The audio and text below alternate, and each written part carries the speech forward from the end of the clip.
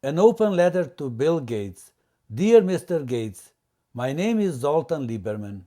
English is ESL to me, the letter S standing for seventh in my case, out of 8 altogether, and I never had an hour's worth of formal English education. I say it not in a way of bragging, but rather to explain my stilted style and possible grammatical errors. I also missed out on younger age for its study and first started at 27. So please be charitable to me. I hate to sound like a quack, and I know that I do when claiming that I hold a silver bullet to what ails a great deal of our education. In my long quest for a uniform and universal mnemonic, I had discovered a method of learning and teaching vocabulary that is a serendipitous find in more ways than one. As it felicitously happened, it is also an engaging and fun game and patentable as such.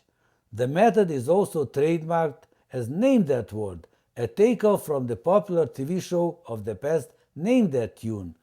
False modesty aside, proud as I am of my English vocabulary, my real claim to fame is my Name That Word. Figuratively speaking, I reinvented the printing press.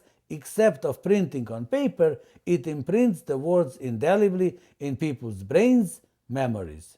The mechanism of it on the true molecular level is of course unknowable at the current level of science, just as memory in general, but it is self-evident that a different memory mechanism kicks in when applying my method.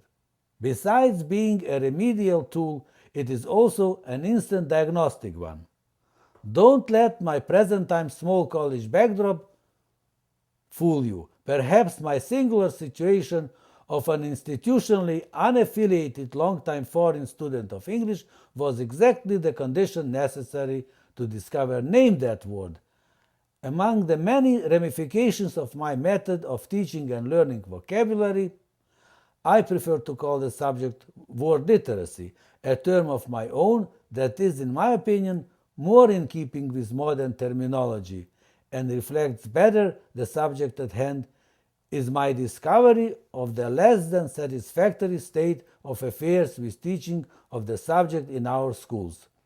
Instead of being a separate subject, it is treated as an accessory, a Cinderella of English studies. A corollary of my discovery is that insufficient volume of reading results a great deal from poor knowledge of vocabulary. Word literacy does not guarantee reading, but it is its prerequisite. Also, once learned word literacy is not a given.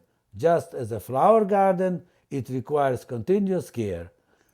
Being key to reading, a postulate that becomes convincing fast after a live demonstration of Name That Word by proxy, it is key to better education. Also, acquiring a better vocabulary is liable to have it used in reading, writing, speech. As a starting vehicle for improvement of the situation, I suggest that Word Olympics be organized across the board, a competition for all, designated not so much to prove who is better than who, as to attract everyone's attention to an overall systemic hiatus in our education. I suggest that games be based on Name That Word method. The irony of it is that kids with their sponge-like memories can learn a 30,000 vocabulary well within 6 to 12 months of intensive instructions. My own experience is that they like to learn it via Name That Word, since it is fun.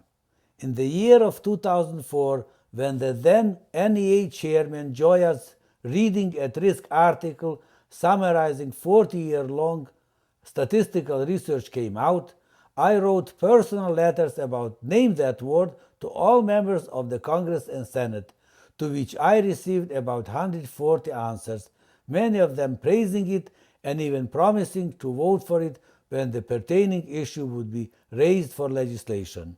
I grant you that it may look suspicious from the commonsensical point of view.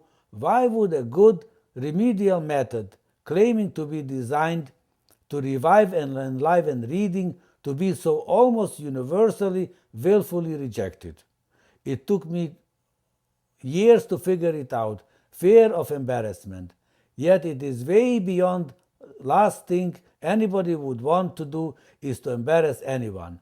It will serve as a first-rate tool to learn and upkeep word literacy, both for students and teachers. I have demonstrated Name that word to thousands of people, many of them linguists. I yet have to meet anyone not impressed by it way beyond expectation. Their, not mine. Dear Mr. Gates, my letters turn out longer than intended. I look forward to have an opportunity to make a live presentation of my Name That Word to you. Sincerely yours, Zoltan Lieberman.